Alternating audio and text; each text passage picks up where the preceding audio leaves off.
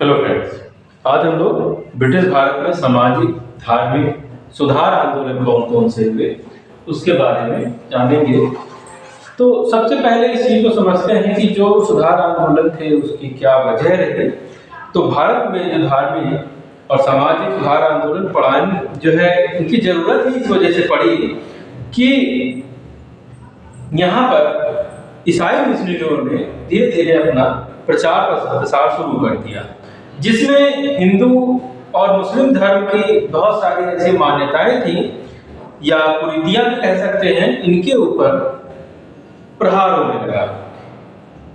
चूंकि जो क्रिश्चियनिटी थी वो आधुनिकीकरण के ऊपर जोर न दे करके यहाँ पर उपयोगितावादी विचारधारा का प्रयोग हो रहा था, ये भी एक कारण बना। इसके अलावा जो बौद्धिक शिक्षित वर्ग था वो धार्मिक सामाजिक आडंबरों के प्रति सुधारवादी रवैये को अपना रहा था। वहीं पर जो सामाजिक संदर्भ की बात करें तो जो उपयुक्त उसको युक्त संगत बनाने का प्रयास किया जा रहा था। भारत में जो धार्मिक सुधार हुए उसमें सांस्कृतिक राष्ट्रवाद की अभिव्यक्ति इसको माना जाता है। 19वीं सदी में जो सुधार आंदोलन हुए वो मुख्यतः नारी केंद्रित थे। वहीं पर जो 20वीं सदी में जो सुधार आंदोलन हुए वो निम्न जातियों से संबंधित थे।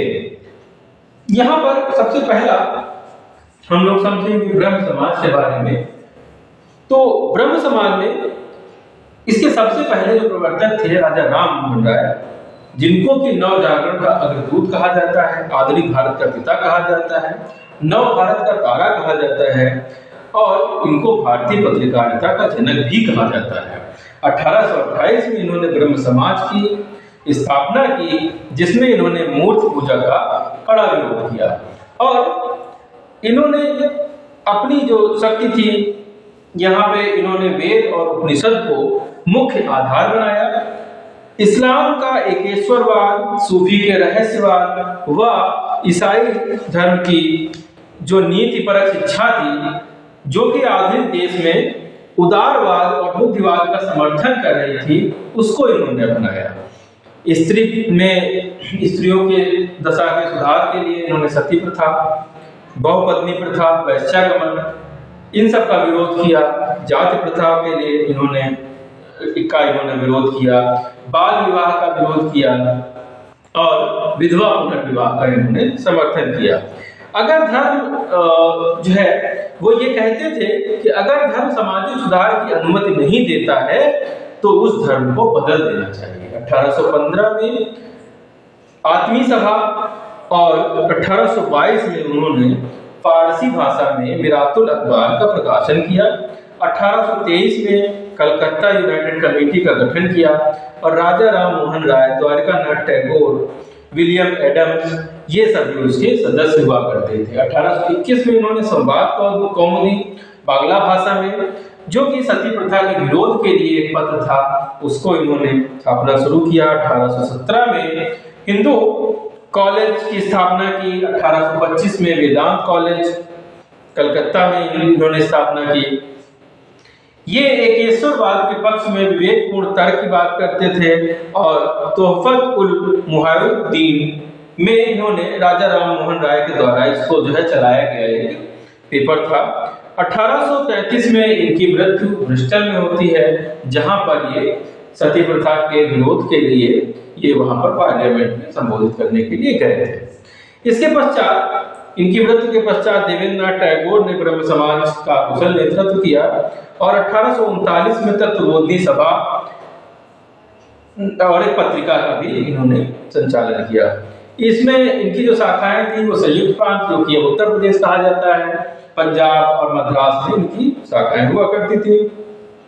1866 में केशव चंद्र सेन ने आदि ब्रह्म समाज की स्थापना की और यही बाद में आगे चल करके भारतीय ब्रह्म समाज बनता है। 1870 में केशव चंद्र सेन ने हिंदू पुनरुद्धार के प्रवक्ता के रूप में इन्होंने इंग्लैंड की यात्रा की और लौटने पर इन्होंने इंडियन रिफॉर्म एसोसिएशन का गठन भी किया। 1872 में ब्रह्म विवाह अधिनियम पारित किया गया, जिसमें बालिकाओं की उम्र 14 साल और बालकों की उम्र 18 साल निश्चित हुई। अगर इसके नीचे कोई विवाह करता है तो उसे वर्जित माना गया। मगर 1878 में कूच बिहार के राजा के साथ केशव चंद्र सेन ने अपनी पुत्री अल्पायु पुत्री का विवाह कर दिया, जिस वजह से ब्रह्म समाज में दूसरी बार विघटन हो गया। 1878 में साधारण ब्रह्म समाज, जिसको की स्थापना शिवनारायण शास्त्री, आनंद मोहन बोस, द्वारका नाथ गांगुली, इन सब ने साधारण ब्रह्म समाज की स्थापना की। नेक्स्ट देखते हैं प्रार्थना समाज। प्रार्थना समाज महाराष्ट्र में 1867 में डॉक्टर आत्माराम पांडुरंग, आरजी भंडारकर और महादेव गोविंद रानाडे, जिसको एमजी रानाडे कहा जाता था, इन्होंने मिलकर के की। रानाडे को महाराष्ट्र का सुकरात कहा जाता था। यह छूतों, दलितों और पीड़ितों की दशा सुधारने के लिए इन्होंने बहुत सारे काम किए। रानाडे ने दक्कन एजुकेशन सोसाइटी की स्थापना की। वहीं पंडिता रमाबाई ने आर्य महिला समाज की स्थापना की। गोपाल कृष्ण गोखले, इन्होंने सर्वेंट ऑफ इंडिया सोसाइटी की स्थापना 1905 में की थी। अगला है आर्य समाज, और आर्य समाज 1875 में दयानंद सरस्वती ने बंबई में स्थापित किया। 1877 में इन्होंने लाहौर में इसका मुख्यालय बनाया। इसका मुख्य उद्देश्य वैदिक धर्म को जो है पुनः शुद्ध रूप में वापस लाना था। दयानंद सरस्वती ने हिंदू धर्म के ग्रंथों की प्रमाणिकता को अस्वीकार कर दिया। उनका मानना था कि वर्ण व्यवस्था के स्थान पर जो कर्म के आधार पर जातियां होनी चाहिए या ये व्यवस्था होनी चाहिए, स्त्री पुरुष की समानता पर उन्होंने जोर दिया। वहीं पर अंतर जाति विवाह का समर्थन किया। हिंदू धर्म में वापसी के लिए इन्होंने प्रोत्साहन किया जो लोग क्रिश्चियन या मुस्लिम हो गए थे। भारतीय समाज के लिए इन्होंने गोरक्षा आंदोलन चलाया। शूद्रों, स्त्रियों को वेद पढ़ने के लिए कहा और उच्च शिक्षा प्रदान करने के लिए, यज्ञोपवीत धारण करने के लिए भी प्रोत्साहित किया। 1863 में इन्होंने पाखंड खंडनी पताका चलाई और सत्यार्थ प्रकाश में इसको प्रकाशित किया, जो कि एक बहुत ही बहुमूल्य बुक है। सर्वप्रथम स्वराज शब्द का जो प्रयोग है वो हिंदी को राष्ट्रभाषा के रूप में इसी में स्वीकारा गया। वैलेंटाइन लोग ने आर्य समाज को भारतीय शांति का जनक भी कहा था। 1868 में लाला हरदयाल ने एंग्लो वैदिक स्कूल लाहौर की स्थापना की। 1902 में स्वामी सहजानंद ने हरिद्वार में गुरुकुल कांगड़ी विश्वविद्यालय की स्थापना की थी। यंग बंगाल आंदोलन बुद्धिजीवियों के द्वारा, जिसमें कि हेनरी लुइस, विलियम डेरोजियो, इन लोगों ने शुरुआत की थी। ये फ्रांसीसी क्रांति से प्रभावित होकर के इसकी शुरुआत की गई थी। डेरोजियो ने एक एकेडमिक एसोसिएशन व society for acquisition of general knowledge की स्थापना इन्होंने की थी। सुरेंद्र नाथ बनर्जी ने डेरोजियो को बंगाल का आधुनिक सभ्यता का अग्रदूत माना व हमारी जाति का पिता भी कहा। डेरोजियो को आधुनिक भारत का प्रथम राष्ट्रवादी कवि कहा जाता है। इटली की स्वतंत्रता का भी इनके ऊपर प्रभाव रहा। रामकृष्ण मिशन की बात करते हैं। विवेकानंद ने 1897 में रामकृष्ण मिशन की स्थापना की और 1893 में विवेकानंद शिकागो के प्रथम विश्व धर्म सम्मेलन में इन्होंने भाग लिया था। खेतड़ी के महाराज ने के सुझाव पर इन्होंने नरेंद्र दत्त से अपना नाम विवेकानंद रखा था। अध्यात्मवाद व भौतिकवाद के मध्य संतुलन होना चाहिए, ये विवेकानंद का कहना था। धर्म आत्मज्ञान में है, ये उनका मानना था।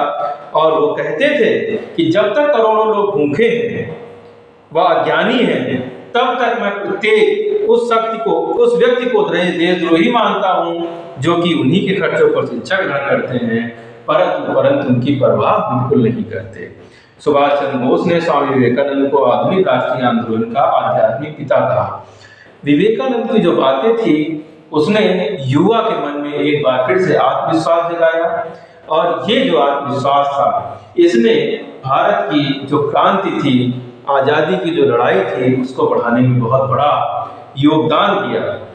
विवेकानंद प्रबुद्ध भारत उद्बोधन, प्रबुद्ध भारत अंग्रेजी में और उद्बोधन बंगाली में, इन जो है 2 पत्रिकाओं का इन्होंने प्रकाशन भी कराया था।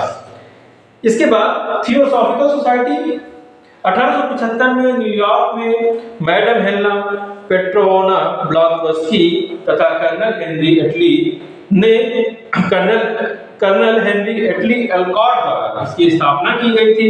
1882 में मद्रास में इसका कार्यालय बनाया। पुनर्जन्म व कर्म के सिद्धांत को इन्होंने मान्यता दी। 1898 में सेंट्रल हिंदू कॉलेज की स्थापना और 1916 में ये बीएचयू बनता है। 1917 में home rule league Annie Besant के नेतृत्व में चलाया गया, जो कि थियोसॉफिकल सोसाइटी से संबंधित था। अगला नेक्स्ट पार्ट में, थैंक यू।